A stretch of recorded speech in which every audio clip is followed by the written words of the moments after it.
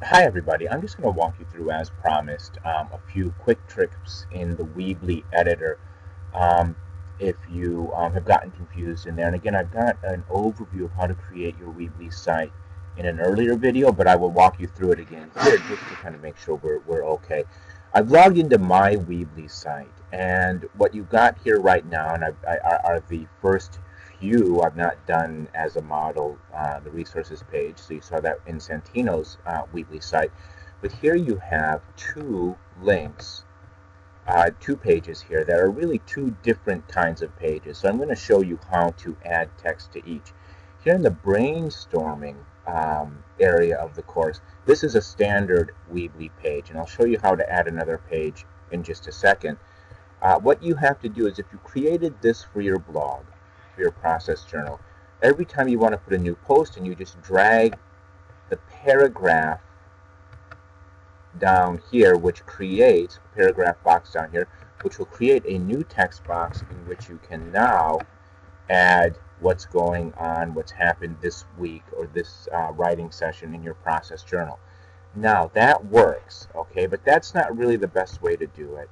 What you can do, and I'll revisit this in just a second looking at your resource page, ideally what you should do is create an actual blog page. And the way you do that, you click on Pages, Add Page, and you see you've got an option here for a blog page. Once you have done that, you get a page that looks like this. And just like any other blog, it's very simple now to duck in here and post your process post. You just click on New Post. You'll get an editing screen. You post your title, which would be Process Journal May 16th, let's say. So I've just finished my writing for the day today. I'm going to do my process journal. And then you just type in the text. It's very, very, very straightforward. Here I want to add a paragraph again, so I drag it down here, and I write away. If I want to add a picture, I drag it down here, and I can open up, upload a picture, video, whatever. So keep it simple.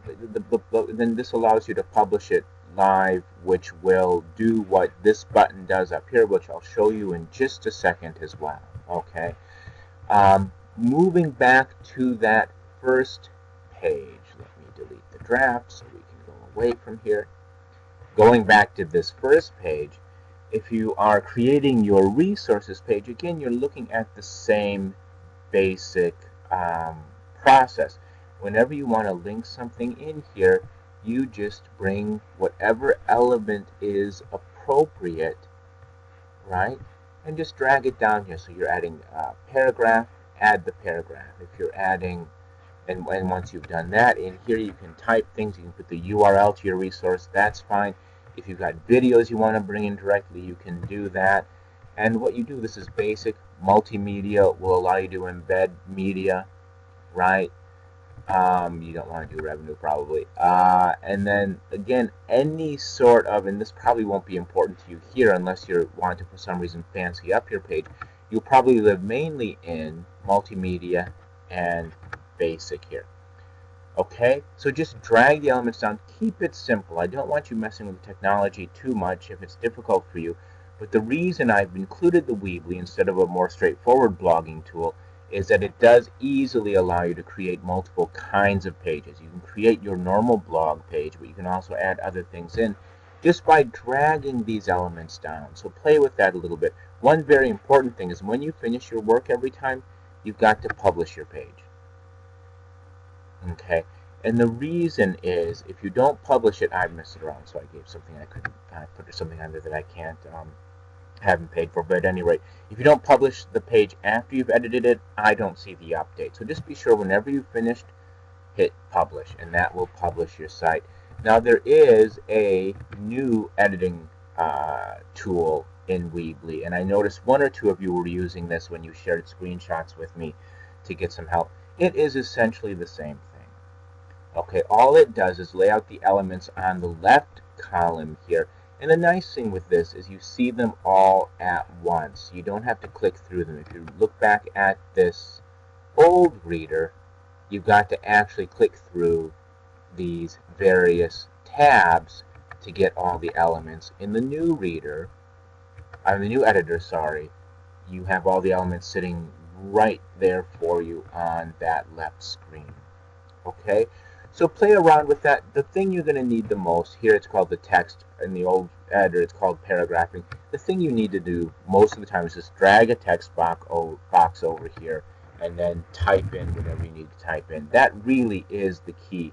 If you're doing that, you're fine. You can even use this for your resources. You don't have to get fancy and link videos directly in there. If you want to simply link a URL, that's fine. I can find it. Don't agonize over getting the technology exactly right or making it pretty. The reason we use this is it allows me to review your work in the same way that a paper journal, if we were in a face-to-face class, would let me do that. I could pick that up, look at it, and give it back to you just to make sure you're doing your work, to make sure you're doing it adequately, that you're staying on track. This allows us to do that in this online course, and there's no tool exactly like it in our learning management system, which is why we use it. Alright, so hopefully this helps you a bit with the technology of the Weebly. Hopefully the previous video helps you a bit with the flow of the course, kind of a reminder for those of you who are feeling stuck. And I see I see a lot of people are doing perfectly fine, but I know how frustrating it can be when you've got questions in this sort of setting. Sometimes only seeing something really will help make it clear to you. So review these videos, and as always, come to me if you still got questions. The fact that I posted these does not mean that I'm not more than happy to keep answering your questions, either by email or in that help forum. And I am glad to see you've been using that. That's exactly what it's for. So keep the questions coming if you're confused. But, review the stuff carefully. Try to get yourself situated in the course. And then if you're still confused, come to me. That's what I'm here for.